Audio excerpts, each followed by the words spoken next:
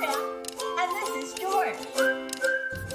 Today, we are going to talk about fibromyalgia. About 6 months ago, George's favorite uncle passed away. Since then, not only has George's mood been low, but he has pain everywhere in his body. It hurts to touch anywhere, and it hurts at his joints and his muscles, and he is so tired. He feels like he has not been sleeping well, and he has awful belly aches.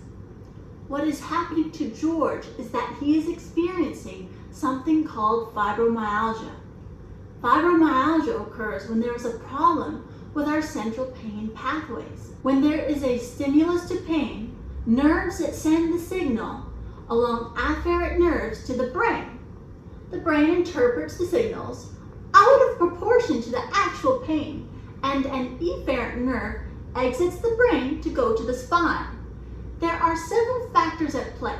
Sometimes there is chronic pain in a joint, and the constant stimulus to the brain leads to a chronic muscle contraction of the surrounding muscles by the joint to compensate. The chronic muscle contraction leads to more pain, and there is a feedback loop that just never ends. There can be gene polymorphism, where pain receptors are overexpressed in a patient's body, and there can be elevation of substance P, a neurotransmitter and neuromodulator. Sometimes these patients have a major trauma acting as the stimulus for abnormal pain signaling. This could be a significant illness, a car accident, an emotional trauma, or in the setting of abuse. In the case of George, his favorite uncle that he was so close to passed away. Patients experiencing fibromyalgia may have some similar symptoms to George, such as fatigue. Sometimes the fatigue is so bad that they are incapacitated. Changes in sleep, headaches, in particular migraines or tension headaches, irritable bowel syndrome, urinary symptoms, widespread pain above and below the waist bilaterally, and including the axial skeleton, which includes the upper and lower back and anterior chest wall. Peripheral pain and psychiatric conditions are common. Patients may have a history of major depression, anxiety, bipolar, PTSD, and may have traits such as catastrophizing, alexithymia, the inability to describe and identify the emotions of oneself or of others. It is important to keep in mind our differential diagnoses and rule out other medical causes of the patient's pain. This includes rheumatoid arthritis, systemic lupus erythematosus, spondyloarthritis, osteoarthritis, hypo or hyperthyroidism, or localized pain syndromes. When we do a physical exam, there will be widespread tenderness at several sites.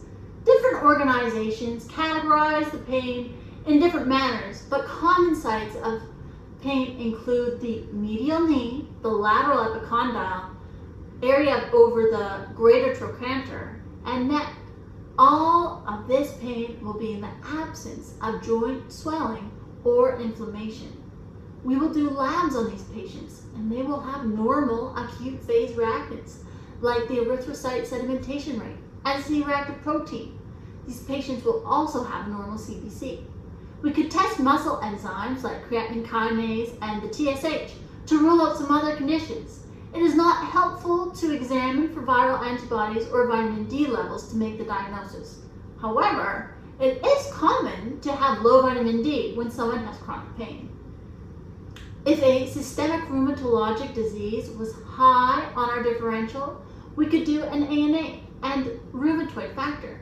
In general, on paper, unless they have other conditions like diabetes, hypertension, hyperlipidemia, they would be perfect on their labs.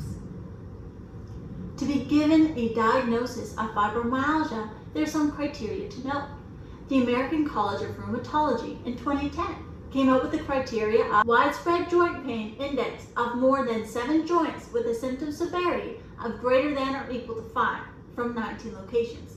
Symptom severity includes the degree of fatigue, waking unrefreshed, cognitive symptoms, and number of somatic symptoms, or 3 to 6 joints with a symptom severity of 9 or greater.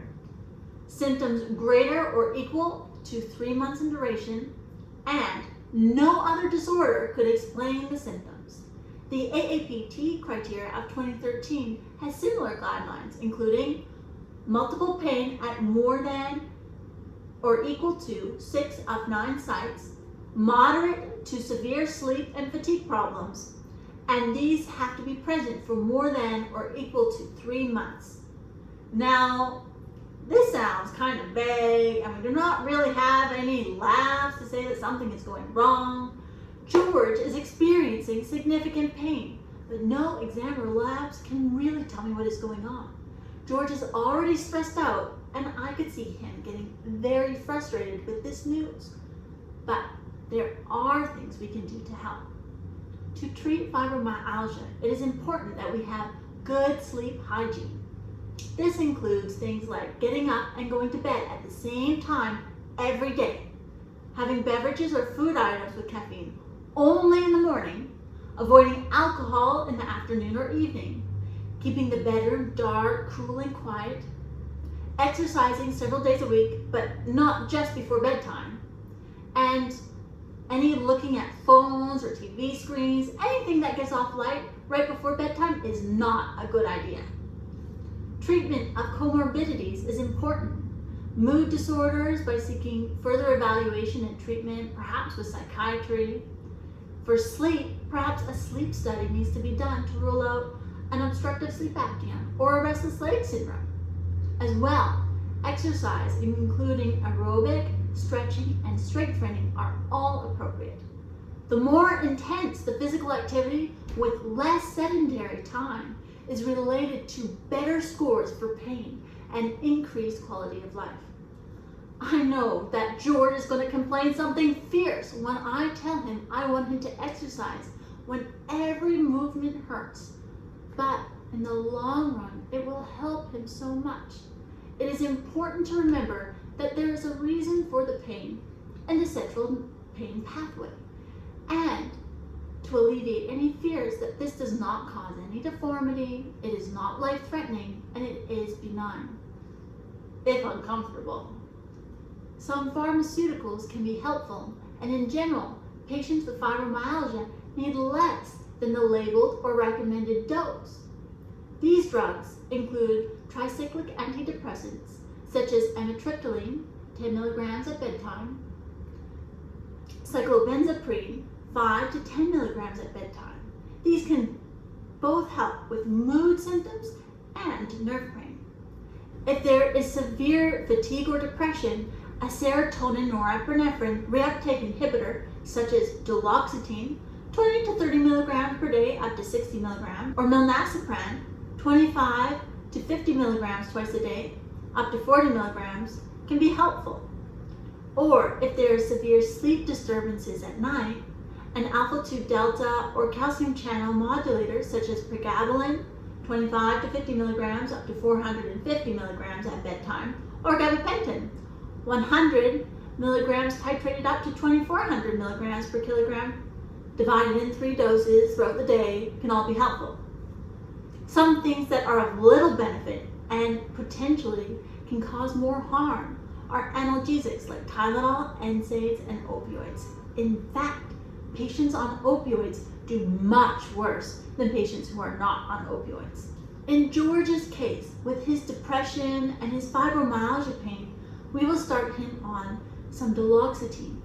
He's going to start a more strict sleep schedule, and he's going to do some aquafit at a warm local pool several times a week. I want George to know that there is hope for his pain management, and I am sure that with some lifestyle changes and a little pharmaceutical help, while things may not get perfect, we will get George back to doing the things he enjoys so that he can have improved quality of life. Bye-bye!